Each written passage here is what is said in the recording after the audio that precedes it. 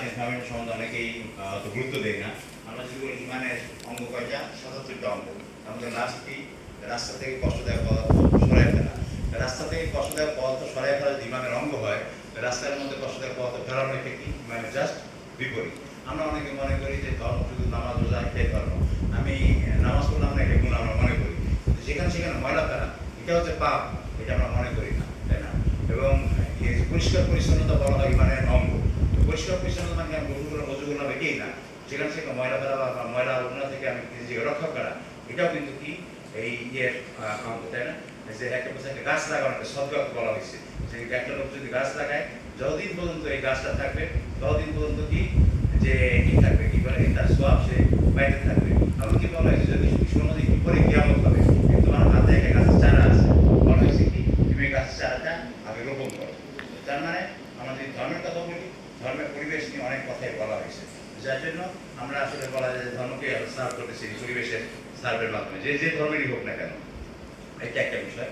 এখন আমরা যে সামিক নিয়ে কথা বলি, হ্যাঁ এটা আমাদের সচেতনতা তৈরি হয়েছে, কিন্তু আমাদের কিছু আত্মসমালোচনা হওয়া দরকার।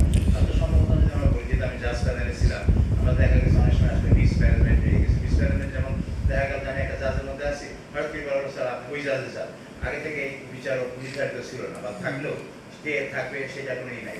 আবার কোন কাজ আমি করবো সেটাও বোঝা যাচ্ছিল না। যেমন আমি উদাহরণ দিই, ওয়াল ম্যাগাজিন আমি শেষ করার পরে আরেকটা জায়গায় গেলাম, স্যার ওয়াল ম্যাগাজিন এই বলতে মানে কতটা ওয়াল ম্যাগাজিন আছে, কতজনই, এইগুলো কিন্তু আসলে আমাদের মধ্যে ছিল না। অথচ এটা আমাদেরকে পুরোপুরি কিন্তু যদি থাকতো তাই আমাদের জন্য সহজ হইত।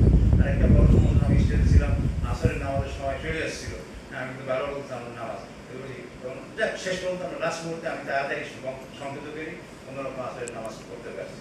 এগুলো বিষয় কিন্তু আমাদের খেয়াল রাখতে হবে, যাতে আমাদের প্রত্যেকেরই যেমন ধর্মীয় অধিকার আছে বা ইয়ে আছে, যেন কোনো আমাদের সমস্যা না হয়। এই ম্যানেজমেন্টগুলো আমাদের যেহেতু এটা আমাদের প্রথম প্রোগ্রাম ছিল, এই জন্য এই ম্যানেজমেন্টগুলো ত্রুটি ছিল, সেজন্য আমাদেরকে যেহেতু আত্মসমর্থন করা দরকার, এই জন্যই বললাম। সামগ্রিকভাবে বললে হ্যাঁ যে আমাদের অনুষ্ঠান বড় পর্যায়ে অনেক দর্শক আসছে, বাইরে থেকে লোকজন আসছে, তো সেই হিসাবে প্রোগ্রাম ভালো হয়েছে।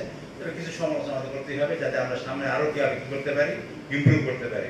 এগুলো যদি আমরা সুন্দরভাবে সামনে ট্যাকল দিতে পারতাম, তাহলে আমাদের ইমপ্রুভমেন্ট আরেকটু ভালো হইতো। আরেকটু উদাহরণ দিই, কারণ আমাদের একজন শিক্ষক আগেই বলেছিলেন তুমি একটা প্রেজেন্টেশন দিবেন, পরিবেশের উপর প্রেজেন্টেশন দিতে গেলে তখন দেখা গেল আমাদের কি নাই, মাল্টিমিডিয়া সেট করা নাই, পরে উনি এত সুন্দর অনেক কষ্ট করে ভিডিওটা তৈরি করলো বা পাওয়ার পয়েন্ট প্রেজেন্টেশন তৈরি করলো, কিন্তু তার দেখাতে পারি নাই।